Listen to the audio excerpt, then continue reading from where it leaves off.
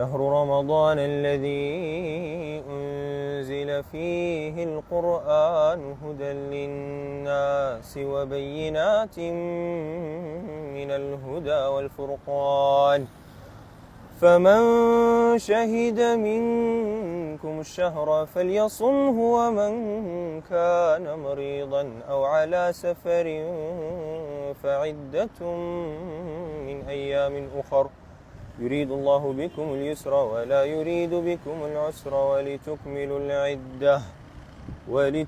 العدة ولتكبروا الله على ما هداكم ولعلكم تشكرون.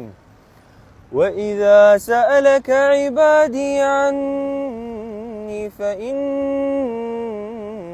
قريب أجيب دعوة الداع إذا دعان، فليستجيبوا لي وليؤمنوا بي لعلهم يرشدون.